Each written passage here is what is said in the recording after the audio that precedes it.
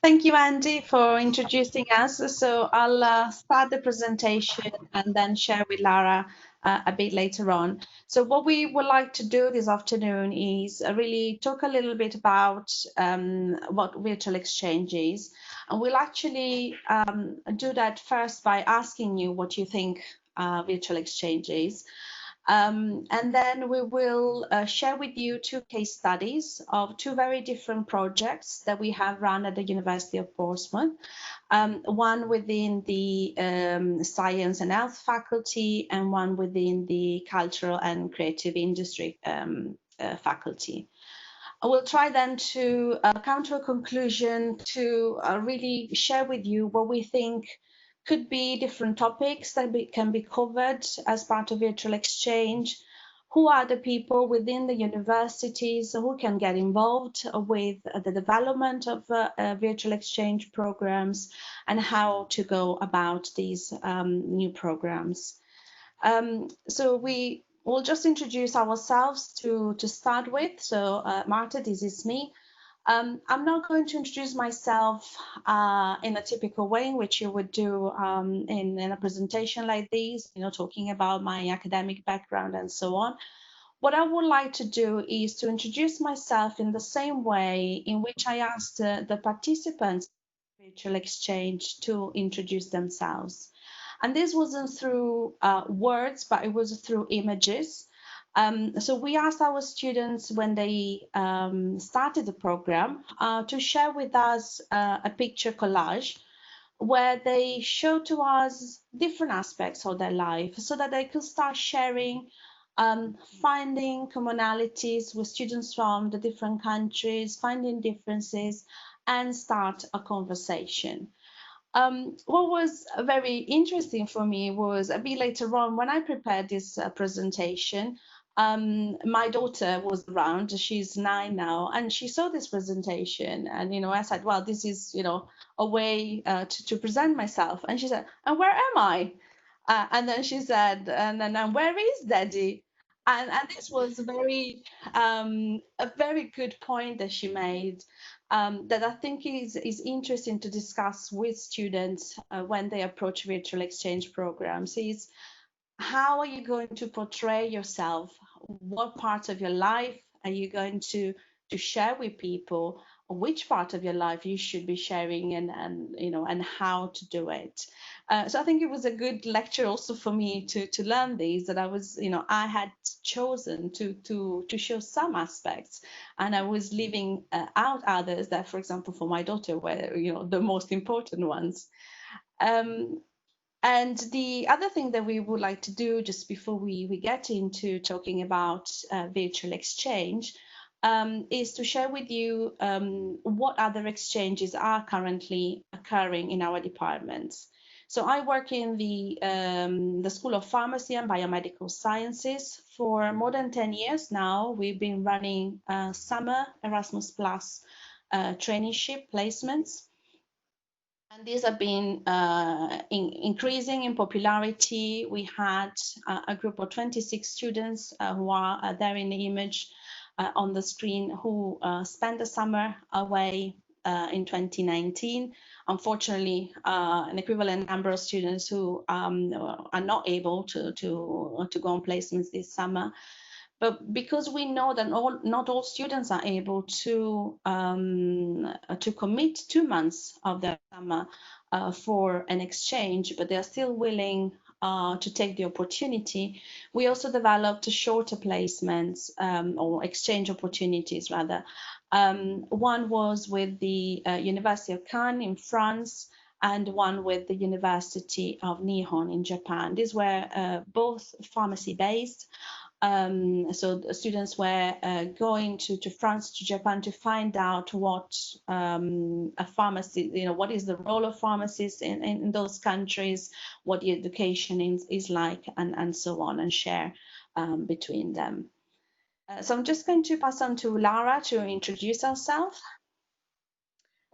Hi, my name is Lara, and I'm a senior lecturer at the Fashion and Textiles department at the University of Portsmouth. And my background is in the fashion industry. So I worked in the industry for quite some time, and then I moved into academia and I started working within artistic research and the creative industries and knowledge sharing. Um, in the photos, you can see a bit of the puzzle that I think I am as a practitioner and as a lecturer. So I'm very practice centered and very interested in the material side of research and fashion practice. And I've also had the pleasure to visit, as you can see on the image, with students right next to my head on the slide. So that's a photo I've chosen because it was a visit to one of our partnerships. So we have two partnerships at the moment, um, at the Fashion and Textiles program. One is with MDis Singapore, and the other one is with Caritas Hong Kong. And those are partnerships where we kind of support them in teaching our curriculum. So that's the two partnerships. Besides that, we also have these two exchanges. One is an exchange with the LaSalle College of the Arts in Singapore, and that was established last year, and that's a one-term student exchange, and that's across courses both in CCI and the three faculties at LaSalle. And last year we also started um, an Erasmus Plus exchange. So we've been really supporting our students were very resistant to doing exchange programs. So we started a series of different actions to sort of try and sort of motivate them and encourage them to join several ways of doing exchange. And one of the ones that was successful was this Erasmus Plus 6 months traineeship after completing their BA. So because our students were quite resistant to um, go abroad in the middle of their studies for their BA, we found this possibility of doing their Erasmus Plus traineeship after completing. And last year we had these two amazing students that we can see in the photos in the slide, Courtney and Yugali,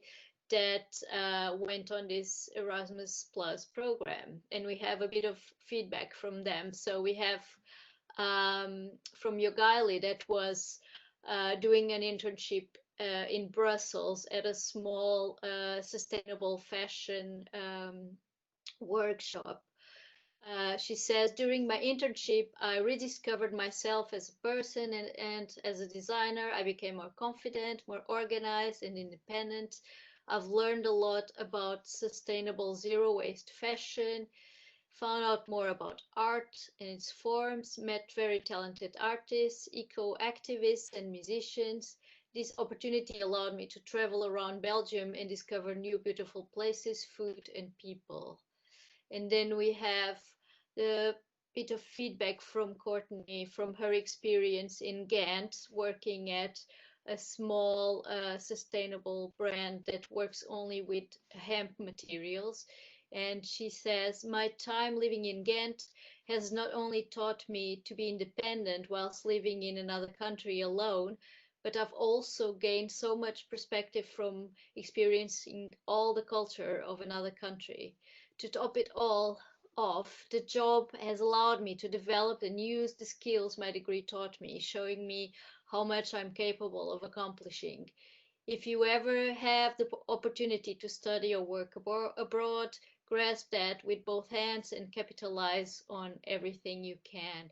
So I know from being in touch with both of them that they had a really, really positive experience. And I wanted to share this with you because this was one of the big motivators for starting virtual exchange, was to sort of bring in that possibility and make it more familiar to our students. Now I'm going to pass the word to Marta. Thank you. Thank you, Lara. So what we would like to do is to really look at what you know, what you feel about virtual exchange to start with. So if you could use the QR code or the link, I think if you, Lara, if you have at hand the link, do you mind posting it on the? Just post it to the chat. Okay, so on the chat you have a link that will lead you to this answer garden page. And what we would like you to do is just use simple words, 1 or 2 words maximum, because I think there is a limit of 20 characters, to describe what you know or what you feel about virtual exchange. If you feel very strong about something, you can type in more than once, because then the word on the screen will become bigger and more important. If you see posts from other people that you share, so if you agree with them, you might want to repost it. Again, that will make that word become more important and bigger on the screen. And if you see something you agree with, try and find an opposite word to express the fact that you don't agree. And again, depending on how feel you strong about something, you can just repeat it. So I'll try to share what people are putting in. So I see collaboration as a big important word.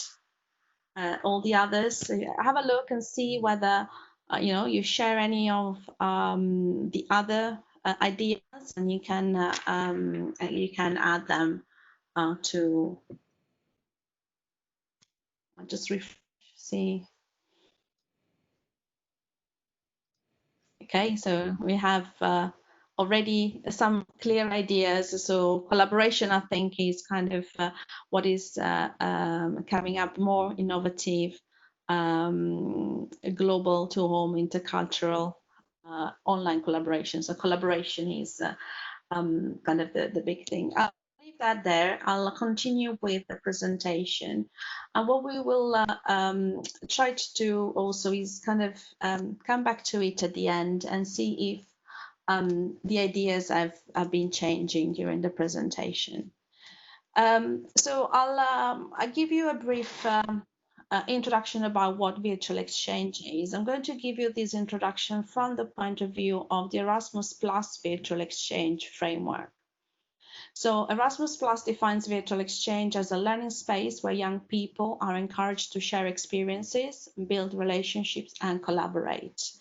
It is a technology-enabled type of experience where the new media technology really bring people who are geographically distant together. It is an education that is people to people. There isn't a syllabus. We're not following a predetermined course, but really the participants are learning from each other, from the experiences of each other. This interaction, people to people, is a facilitated interaction that occurs through facilitated synchronous sessions that are led by trained facilitators. And the facilitators are there to make sure that the conversation, the dialogue is meaningful between the participants, and also that is centered around the learning outcomes that are set for the program. Virtual exchange needs to be a sustained interaction, so it's not something that just happens once. is the building of a relationship between the participants, and it normally takes some time. So like 4 to 8 weeks is the normal length of a virtual exchange program. The aims for Erasmus Plus for the virtual exchange are that of enhancing the intercultural dialogue and tolerance between the different cultures. Is also designed to complement in different ways the physical mobility. So you could see it as a way, for example, of introducing early years students, so in year 1 or year 2, to the idea of mobility, and then encourage them to take on a physical mobility. Or there could be a combination of a virtual exchange, which is either started or ended with the physical mobility, where the participants are physically meeting. In general, the programs of virtual exchange are designed so that they encourage critical thinking, allow students to explore and improve media literacy. In general, they will develop a lot of soft skills from communication to teamwork. All of those skills that are extremely important to enhance the employability of the students. This program also promotes citizenship and the basic important things like freedom, tolerance, non-discrimination. So it's really aimed at helping with the development of a well-rounded individual who will be able to really bring a lot to society in whatever role they're going to have once they leave university. Just very briefly, just to give you an idea of the scope of Erasmus Plus Virtual Exchange so far. So it's been running for 3 years. The current funding will finish in December 2020. We're hoping to see a replacement program, and we're hoping to be part of it or to have something similar in the UK from 2021. In the second year of Erasmus Plus Virtual Exchange, which was 2018-19, about 80,000 people actually engaged with the program, with about 700 educators who have been trained to develop virtual exchange programs. The other interesting fact about the Erasmus program in terms of virtual exchange is that it expands to not just the European partner countries to which we've been sending our students for many years, but the virtual exchange also extends to the South Mediterranean countries, with many of them, as you can see in the graph, like Tunisia, Morocco, Egypt, Turkey, Jordan, Palestine, actually taking up this program a lot more than we are doing at the moment. So what we want to, we're giving you an idea of what virtual exchange is, but I think we need to really see examples to better understand how it can be run and what type of things can be done. So what we would like to do now is to talk about our 2 programs. So I'll start by talking about the one that we run in the Faculty of Science and Health. So we developed a program in collaboration with Dr. Carina Johansson at the University of Jönköping in Sweden. And this program was around interprofessional education. With some of the degrees in our faculty, we have regulatory body requirements to have some experience of interprofessional education, where our students study and work and produce knowledge together with the students from other courses that lead to the development of healthcare professionals. So in the virtual exchange that we developed, we had pharmacy and nursing students from the University of Portsmouth. We had biomedical science students and nursing students from Sweden, and we also involved some medical students from the Leiden Medical Center in the Netherlands. We built our program over a period of 7 weeks, and we designed the program to follow the theory of the 5 stages of learning by Gilles Salmon. And what we've done is for each of the stages of learning, we developed an activity that would allow the students to really engage with that stage of the learning. What we also did, you can see with the little stars along the program, we introduced some facilitated sessions. 2 at the very beginning. Those were designed to really form a bond between the students and get them to know each other, to share, to understand each other, and then to be able to start learning together. Those sessions were extremely useful. The students really enjoyed. Those were the most, the session that they felt were most important in the program. And it worked so well with them that we didn't need to divide them into groups to continue the work for the following weeks. But they were able to organize themselves and split them into groups.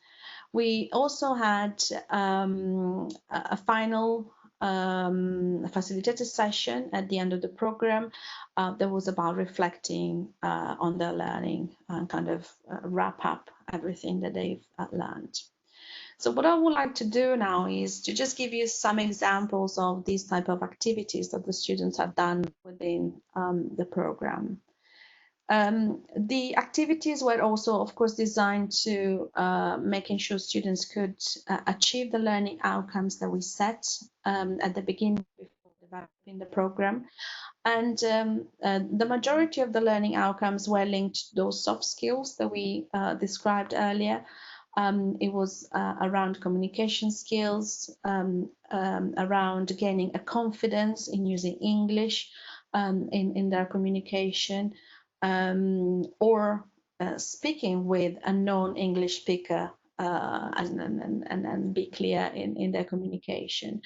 There was an element, of course, of cultural awareness, understanding the differences in the cultures and the healthcare systems as well, but also exploring new ways of communicating. So our students are very good at PowerPoint presentations and essay writing, but when it comes to expressing themselves with different digital tools, that's where they were weaker.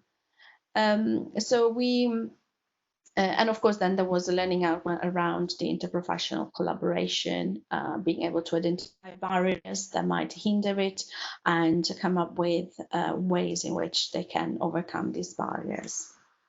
So the first example is the one that I used at the beginning for my introduction. So what we asked in the first week to the students, which was designed to favor access, making sure every student had access to the platform, was able to use the platform that we've chosen for the virtual exchange, and started getting interested in what we were doing, so gaining motivation to take part. So we asked them to share their picture collage and to ask questions to each other in a synchronous kind of we use Aula, so you have like a feed similar to Facebook, so they could kind of comment and then reply to each other. But also we had this first synchronous session, which I already said it was very important to form those initial bonds between the students. In the second week, we wanted them to start exploring the idea of interprofessional collaboration. So we've proposed to them these 2 images. As you can see, you have a patient and you have a number of people around the patient. And what we wanted them to tell us is what they saw in these pictures, and maybe what was the difference between the one on the left, the one on the right, and so on. Now, the way in which they've done these was by posting their ideas and commenting on each other's ideas. So what I would like to do, rather than just talking about the example, is to provide you with a more relevant picture, because of course the audience is from a very different background. So just a more general picture that we can all probably relate to. And what I would like you to do is to, again, either use the QR link or the link that Andy has just posted on the chat. And you will have access to a Padlet page. What Padlet is a sort of just digital board where you can post your ideas, you can organize them in different ways. The way in which I have organized these is in 3 columns.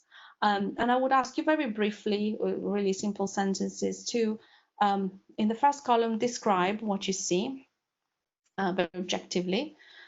In the second one, try and interpret. So who are these people? Where are they? What they're doing?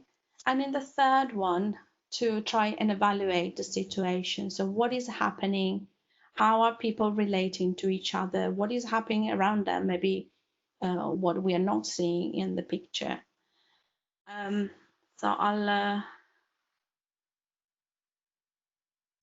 try and go to the link.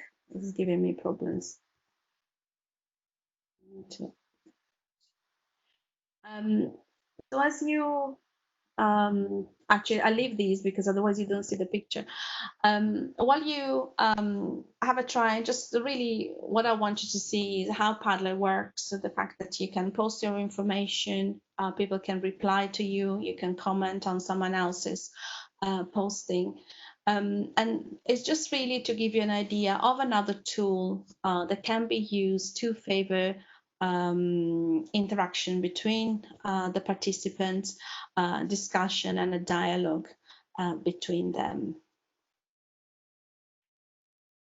While you do these, just briefly, I can give you some examples of the things that students started discussing when we proposed the 2 pictures with the patient.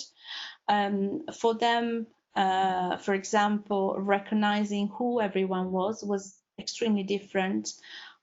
Different countries, different healthcare professionals have different uniforms or non-uniforms in some cases, like in the UK, where not necessarily a consultant or a pharmacist would have a uniform. The other thing that came up was, for example, that only the pharmacy students studying in the UK would recognize one of those people as possibly a pharmacist, just because in other countries, pharmacists don't work in wards, they don't come into contact with patients in the hospital. So I'm just going to switch to the Padlet and just see some of the comments. The other thing that I think is very useful for the students is really to distinguish between what is describing, what is interpreting, what is evaluating. And what I felt might kind of cause a little bit of, and I can already see some comments, is, you know, as soon as we see a student with a phone, they're thinking about something else. But imagine if you were now really in a room with me and you are on your phone and you're actually doing the activity that I just gave you to do. So how, things change and how interpretation change. A lot of our students, they might be accessing our Moodle site and follow the slides that we are presenting or making notes around their slides. So we, it's just a good way, if you choose the right picture that is relevant to the learning that you want the students to do, you can have some meaningful conversations just by doing such a simple exercise.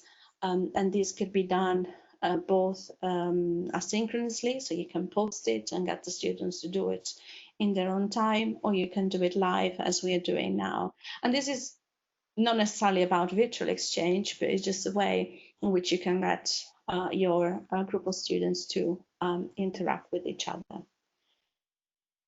And then I'll move on to the final example. So one of the other activities that we asked our students to do was to, excuse me, in their groups, to interview an healthcare professional. So they chose, I think, a pharmacist, a doctor, and a dentist. And again, as I said before, what they found very difficult was to come up with some sort of new way of presenting their work. So we asked them to come up with a digital story. So this could be a podcast, a video, a narration, or maybe a web page to show their work. And I have to say that has been very challenging. You will see that Lara students found that a lot more natural. And you will see some examples.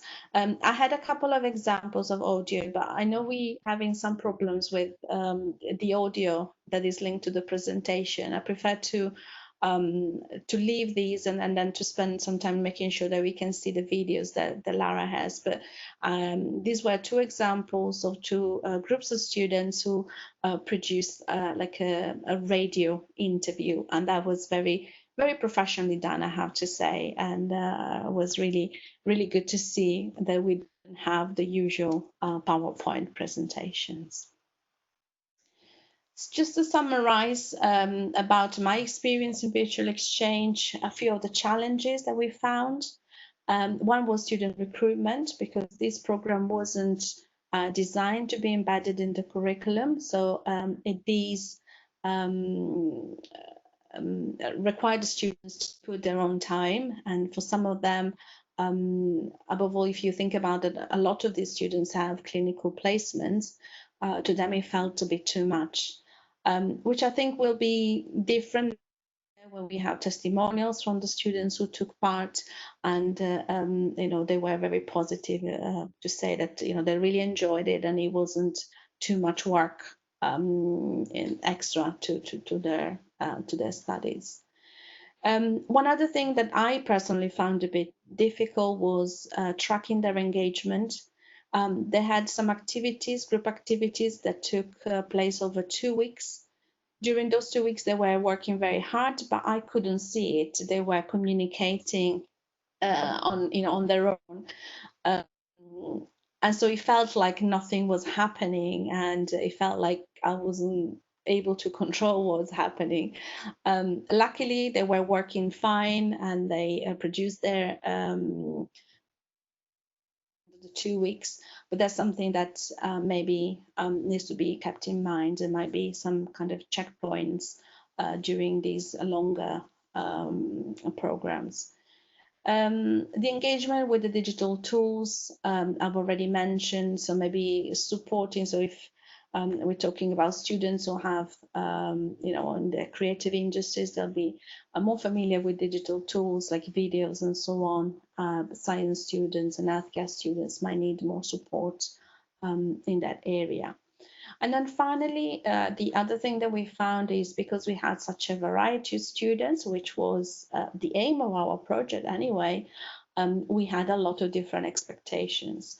This was particularly evident with medical students, who were more mature than our pharmacy and nursing students, and expected more. They expected more content, more learning, and that was not the purpose of our project. So maybe be more clear in the presentation of the program when it's proposed to different type of students, like in our case.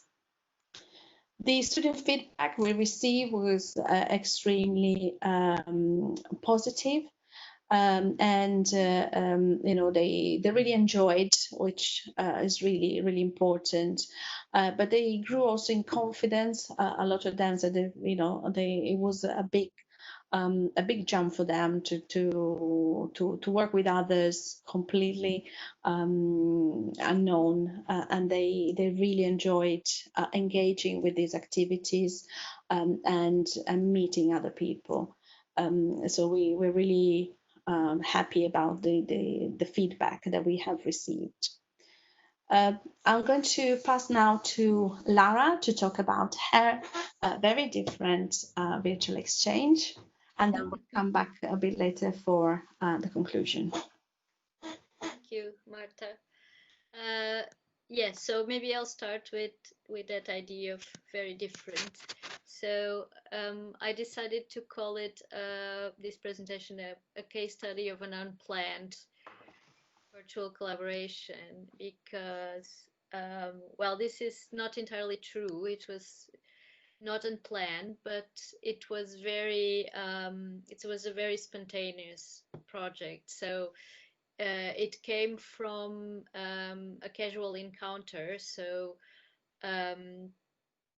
we usually do a work presentation by the end of the third year to showcase our students' work at the Graduate Fashion Week in London. So that's an opportunity to meet colleagues from other universities.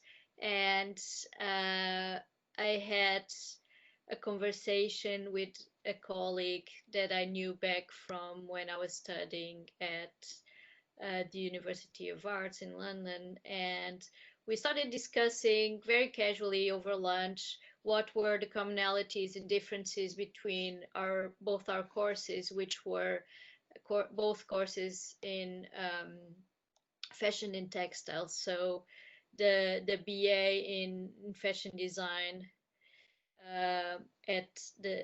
from CCI University of Portsmouth, and the BA fashion and textiles from LaSalle College of Arts in Singapore. And we started discussing it and finding parallels and differences between both our curriculums, and that kind of generated this idea for a project. If you can show us the next slide. So yeah, so we started this collaborative project between the two schools, and we looked at a common brief. If you want to give us the next slide, Marta. So we started with something that was interesting to both of us, and we were both thinking about exploring the aspects of sustainability in fashion and how we could work with indigo dyeing. So it was something very specific that we were both interested in. And so 6 months later, so in January of 2019, and way before all of these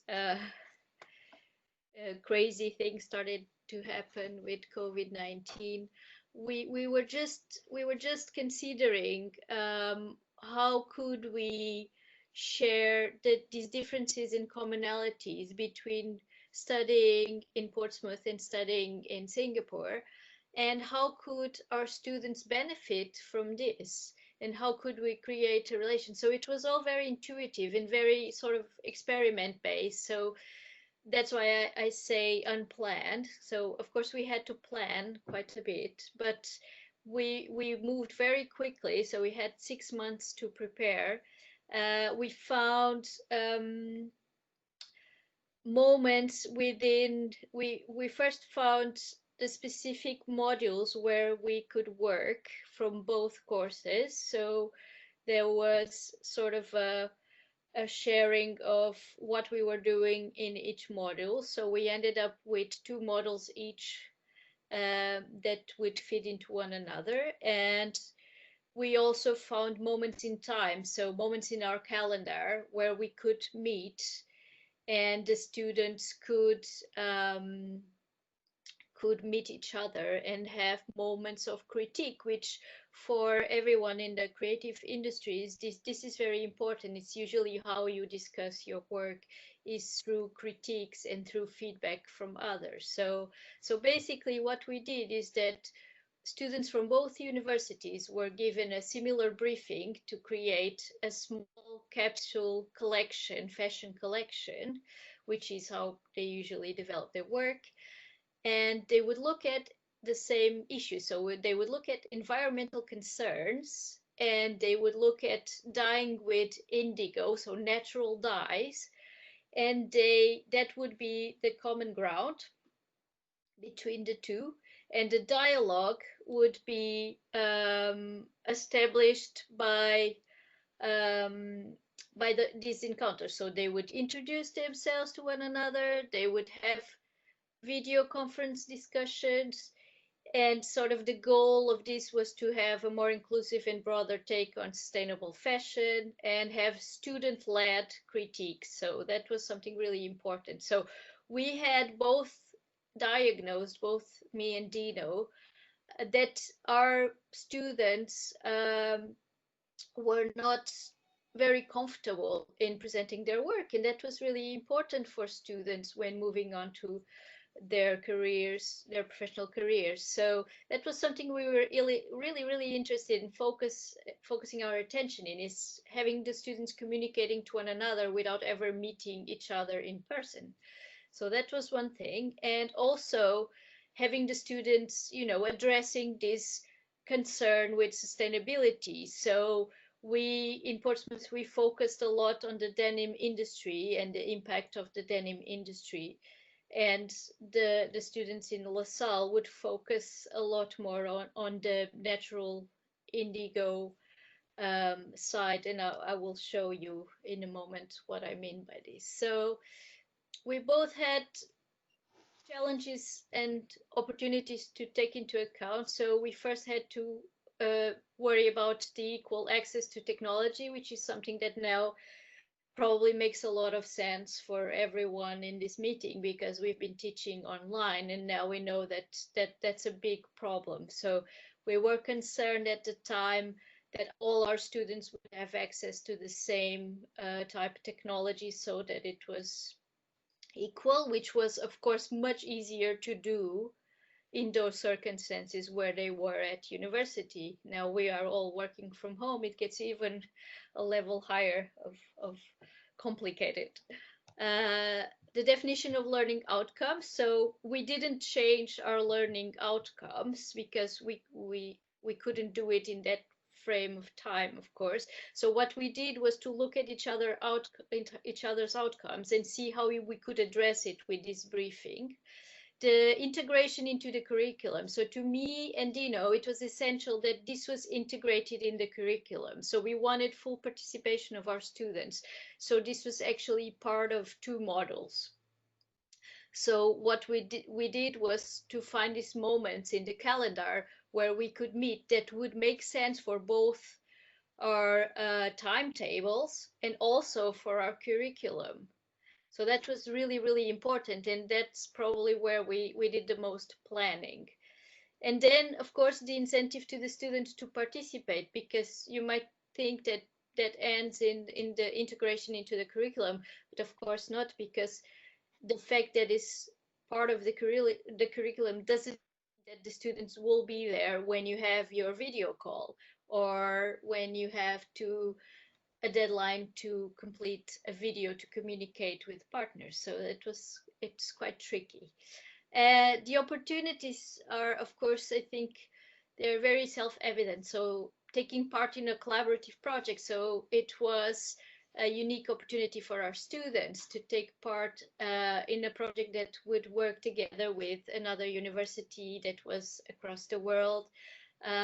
Equality and inclusion and meeting people from different cultures, and also the possibility that everyone had access to this. So even students that couldn't travel could have access to this. So that was really interesting.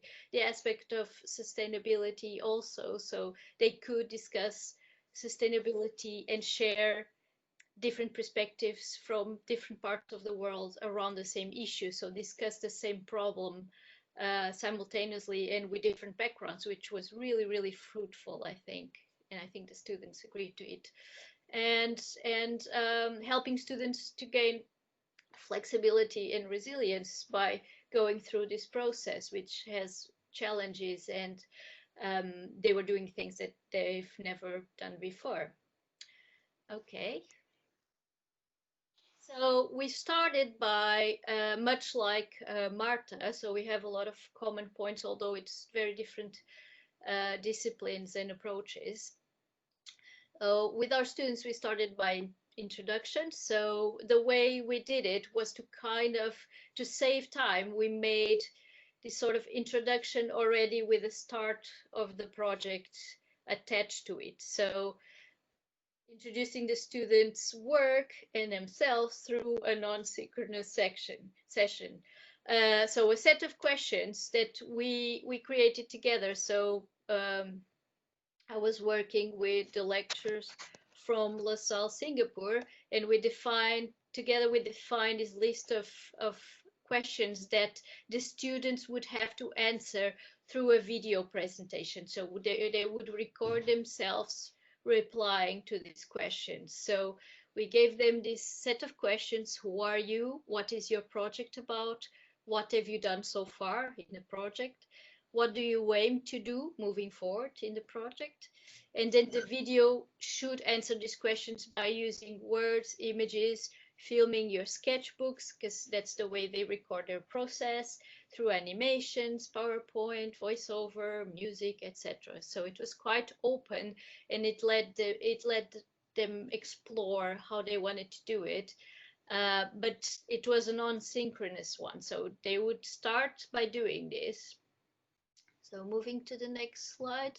So that gave us the opportunity to also teach them a new skill. So basic video editing was something that they didn't know how to do, and we taught them a very basic editing software, which actually they learned quite easily, because I think that the fact that they use video a lot makes it much more intuitive to learn these days. So they basically all learn how to use iMovie in this case, because it was what was more familiar to us. And then we started moving on to the synchronous session. So that was the session where the students would meet each other and comment on the videos that they had already watched. So I don't know if Andy can share the video with the sound, maybe?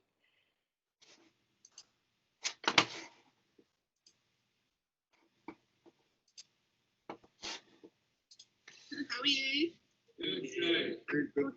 Yeah. So, Okay, yeah. yes. So ours was a mixture of two different units. So the first unit was like research, and then this unit is like production. Yeah, you can go. It's so sustainability is so important to like treat it. So it's kind of like looking at that zero waste option that we could find, which obviously like everyone else making the denim, I take their scraps and turn it back into a fabric. So that's like the angle that I've kind of gone at. Yeah. But sustainability definitely very important nowadays, which is I think a more of the angle that we've taken here in Portsmouth. It's like kind of like sustainable in denim. Would you like the second one while I'm here?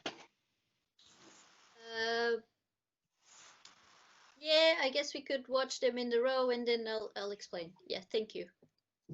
Just INDIGO's story. It all started in a village called Kodi, one of the hotspots that is known to make indigo dye up till today. Farmers in Kodi believes that the indigo dye that is being made in that specific village has to be treated and respected properly, because it is a sacred and magical process surrounded by beliefs, superstitions, and prohibitions that only women can take part in, and how mothers traditionally teach the dyeing process to their daughters. Thank you, Andy. Okay, I will try and get you Back to the presentation. So, so basically what we did was to combine this asynchronous video that the students prepared with a synchronous session. So we started by sharing the videos between groups of students that we had pre-established. And then we had a synchronous session where we would discuss the video. So we would discuss the student video presentation. and that was a people-to-people real-time dialogue session. So they would meet each group. They had already looked at the video, and they would start the conversation around what they were doing, what they were looking at. And from the beginning, there was a very big difference between what each groups of students from each university were doing. And I think that made it really stimulating from the start. So in order to keep track of how the development was going, the students set up a blog to communicate work in progress. So maybe that is a way to respond, or a possibility perhaps, to respond to that engagement tracking issue that Marta was talking about. So the way we found to do this was to keep a blog. It's very simple, very straightforward blog kept by the students, so that students from both universities could have access at any time to what stage of the work was being developed and what were they doing. So that was a way for us to keep track of what the students were doing, but also for their peers in Singapore to keep track of that. So the other aspect was obviously, as you could see by the video, the cultural exchange. So I think that from both parts there were a lot of surprises and discoveries. So, for example, our students were a lot more focused in recycling and upcycling because of the access to second-hand stores, for example, while the students from Singapore were very close to regions that were still producing indigo, and they had access to these regions and to these places. So that was what they were bringing into the project. So I think in that sense it was very enriching. So I collected feedback from our students, and I think it's quite useful to hear what they said, because I think it really reveals this was collected recently, so they had time to sort of really understand what impact it had on their practice and what they felt about it. So we have this feedback from one of our students, Ruby, saying that the video conference really helped to articulate what your project is about. So for her, it was not so much about the feedback that she got, but more of how she herself described her work to people on the other side of the screen. So that was her perspective. It was the focus on, I had to sort of articulate what my project was about. Katie, I learned how it is so important to see how they interpret sustainability in their culture and designs. And it was amazing to talk to students in the other countries and how they learn. We found that they gave us so many ideas to add to our work, which was amazing and so helpful. From Sophie, we have feedback saying, talking to the students from LaSalle gave me the experience of having to present my work to people that couldn't physically interact with my work. Example, touch samples and fabrics. This was a new experience, but it helped me to figure out other ways to portray my ideas. Or Megan, whose work is in the image, so that's the work she developed during this project. I learned to look into the deeper meaning of a design brief, as my Singaporean colleagues interpret the design brief very differently from me, and looked into the health of workers working with denim and indigo dyeing.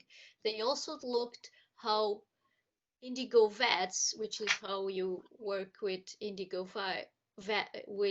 dyeing, could be used as a medicine. I feel that this collaboration experience was very interesting to see how the other international students work and to see how they interpret the design briefs professionally. I had never had the opportunity to collaborate with students from an international university. And then we have also a negative feedback, which I thought it was interesting to bring in. which was actually the only negative feedback I had, but it was very relevant, I think, because it points out a real problem in this process. My group was really useless. They didn't even look at my work. So we just told them things to do with their work, and and that was it, I'm afraid. So it's very complicated when students don't attend the synchronous sessions. So of course, with the asynchronous sessions, it was easier to control and have pushed students a little bit to send their videos later, for example.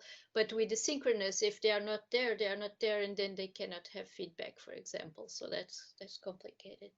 Okay, and by the end of the project, in order to sort of show what the project was, and also to give an opportunity to the students to disseminate the work that they've done, and to show the different approaches from both students. We did an exhibition at the university where we showed the physical works developed by our students, and also the videos done by the Singapore students. So we had an exhibition of both, which was good also for their CVs. And that's it from my part, and I pass the word to Marta again.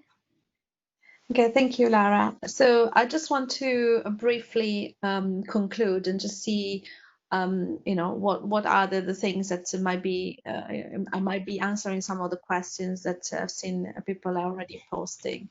So the first question is, what type of topics can be covered in a virtual exchange, and really is any type of topic. Virtual exchange can really be used for the developing those transferable skills. They are also important for employability, but it can be specifically applied to a specific topic. I think is very flexible in terms of interprofessional education and interdisciplinary work, and there is a lot of scope in developing programs that look at these aspects. Who can develop these programs? I think that the two examples that we've seen today is individual academics who have started a collaboration and developed these programs. But because the scope of virtual exchange is so broad, there is really an opportunity for a lot of people working in universities to get involved. I think that the employability and career teams in our universities have a role to play in developing some of these courses. Also, the enterprise teams or the international office or the central curriculum teams, because there are a lot of overarching topics that can be really developed through this virtual exchange. And I think that the collaboration between academics and the professional services within university is really key to develop programs that can be open to a number of different students. So how to go about developing these programs is really with a strong collaboration between different people in the university. As it's not just about funding the external partner, but having a network of support within the university. I think we all use a lot of support from the IT and from the ELAN team in terms of which digital platform to use, how to make sure all students have access to it, some of the tools that we use, how they work, and so on. Of course, in order to be able to embed in the curriculum these activities, we need support at departmental level.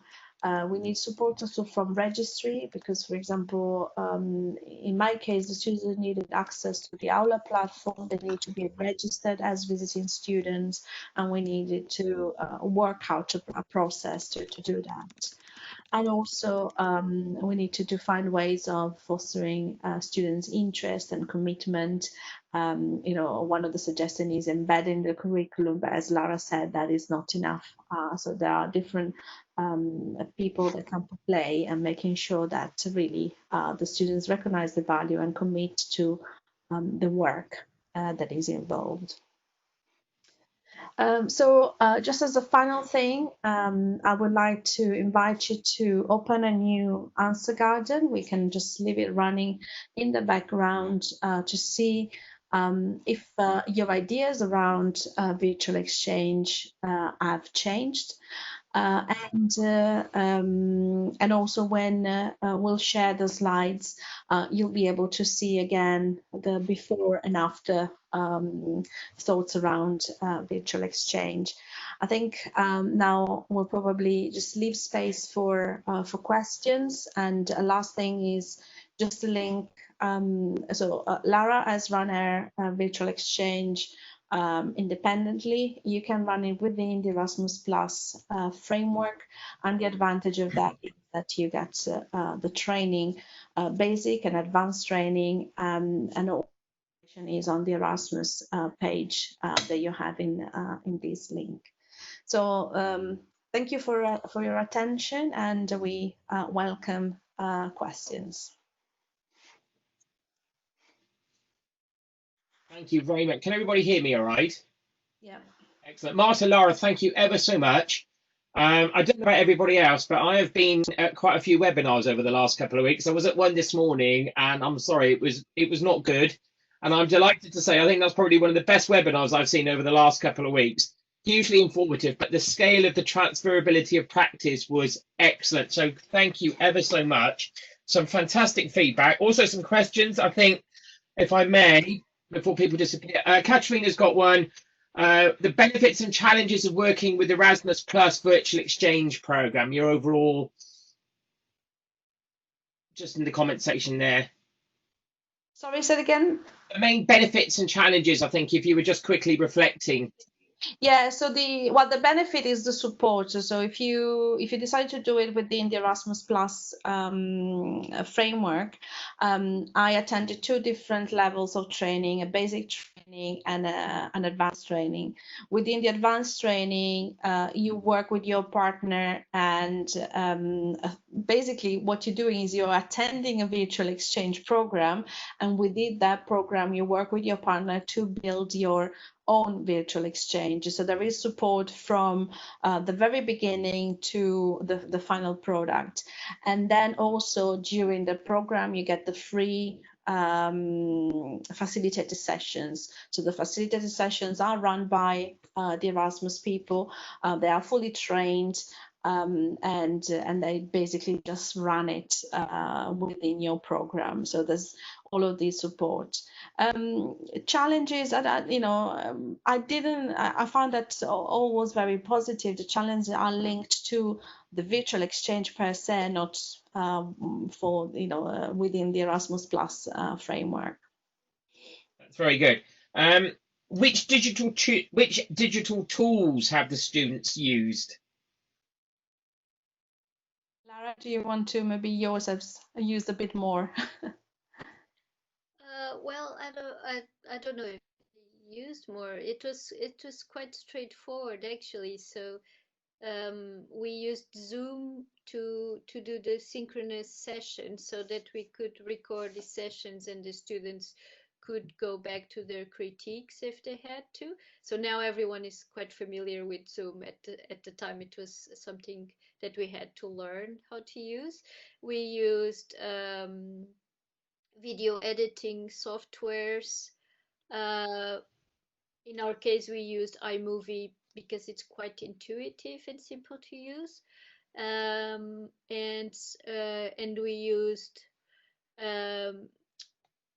blogs that the students themselves chose, the ones they wanted to work with, because they were already familiar, but that has to do with our discipline also.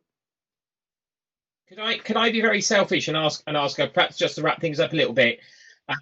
Given that a lot of our students coming to university in September will also kind of like, I think, be having a virtual exchange experience, Yes. because they might be from home. And are there any lessons, do you think, that apply to the broader how we create communities and relationships online that which we should perhaps? I love the way that you embedded the salmon model in. But are there a couple of things that you think we should be just working on in this virtual environment for relationships like this? I think having them working in teams will be very important. They won't be able to meet everyone, but if we are able to create small groups so they have a reference point, and I think that we need to steer away from delivering a lecture online, but we need to meet them online. So I think that we need to have more conversations, synchronous conversations rather than synchronous lectures. That's my I point of view. completely agree with Marta. My experience is also that it was much easier for them to be part of a group, and that's something that I highly advise, like small groups, 2 to 4 students, and definitely meeting online, not necessarily um, giving your lectures online. I think that they can access that at any point if it's a video, and that they can access online at their convenience. But uh, the contact, I think, is very precious. So synchronous sessions through Zoom or Google Hangouts, I think they are very, very, very important. That's really helpful. Colleagues, I'm just conscious of the time. I don't want to keep people all afternoon. Is there anything else that we've mentioned? Just last one then. Roberta, how to get into the Erasmus Plus virtual exchange program? I would imagine you'd have to be quick. Yes, it's actually quite oversubscribed at the moment. So Oh, I think on the link in the last slide, and we'll circulate that a bit later on. But if you type in virtual exchange in Google, you will find the link to the Erasmus page.